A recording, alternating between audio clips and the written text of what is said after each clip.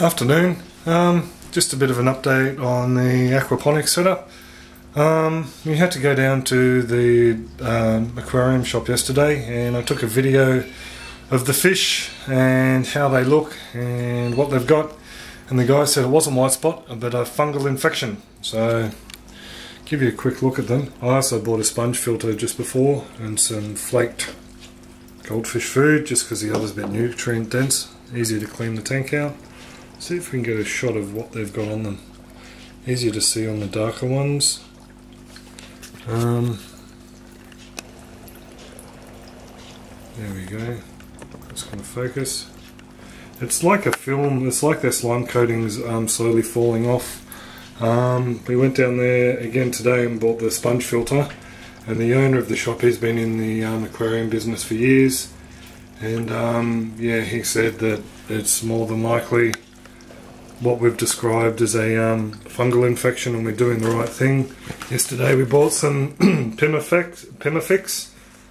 It's an anti-fungal medication, supposedly natural medication. The only concern I have is warning: this product contains a chemical known to the state of California to cause cancer or birth defects or other reproductive harm.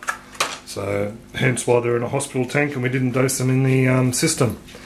I'm also going to grab some water from our Blue Eyes barrel, which has got the bacteria already in it, and I'm banging my head against the wall because I should have seeded our other system with it. Grab some gravel and water from it and put in here just to get a bit of a bacterial setup going.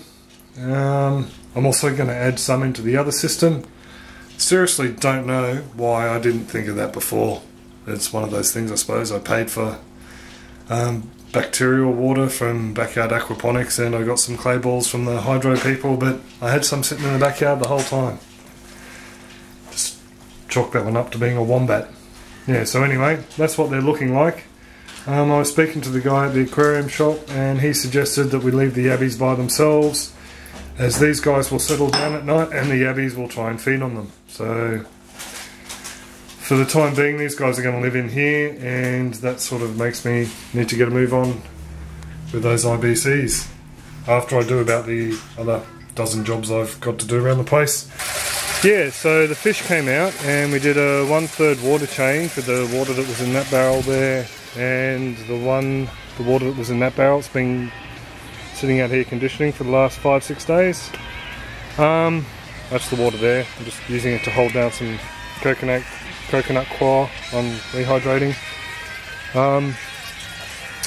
The reason I did the water change was the nitrates were up to 5 parts per million. Sorry, the nitrates were up to 5 parts per million and the ammonia was on a high 2 reading.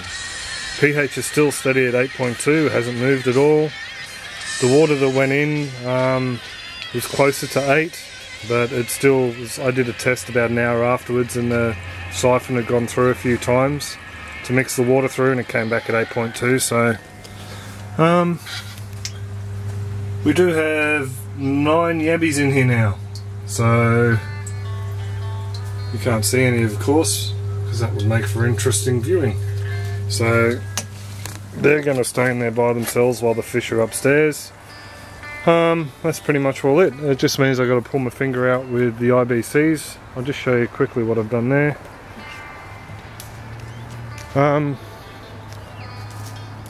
This is where the spice wicking barrels were, so they're going back there but in a bed this time, so we'll have galangal, turmeric and ginger in their own wicking bed, made totally different to this bed here that was here that I pulled out.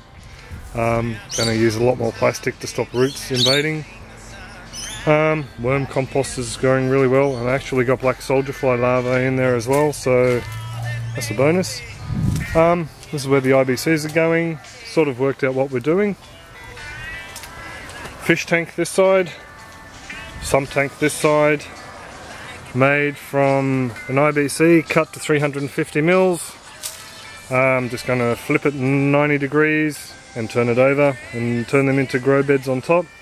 The fish tank will have fish in it, of course, and the sump tank will have yabbies in it. So it's really a yabby tank. And when we expand later on, we've worked out we can build a structure up to about where those bricks are stacked, just there. So from there over with the posts on the other side of the galangal and the spice bed, wicking bed, we can build a structure that long without getting council approval. Of course we're going to do it right though. It'll have proper concrete footings and proper steel framework and all the rest. And we'll have a laser light, hopefully roof on top to stop any water coming through and contaminating the system. Well, not contaminating, but watering down the nutrient levels in the system. So the poor little jalapeno hasn't been watered. He'll be coming out and lemongrass will come out. So yeah, all I have to do now is clean that up, put the Besa bricks around the outside, form a bit of a framework for the pebbles that are going in as the base, and Bob's your uncle. So I better get back to it. We're doing actually, might as well turn this into a bit of an update. Around the corner here. Ooh, it's for you. Take it. They don't want it. I'll have it. Off of here. Very nice. Hello. Up the side. Oh, very bright. Those two barrels there are going to be asparagus barrels. They're going in now. And we've got 6 more bags of horse manure over there. So they'll go against the fence and age. I've got my handy dandy screen there. I've got to screen those guys and put in here because I'm in the middle of making more soil mix using the coconut core you saw over there. No, you didn't. I'll show you. So that's just soil, coconut core, blood and bone, the all rock mineral dust. This is just the leftover on the block I rehydrated yesterday. Put in the rest of that horse manure. Horse manure will go in with the next lot. There's a pile of dirt under there from the bed we pulled out.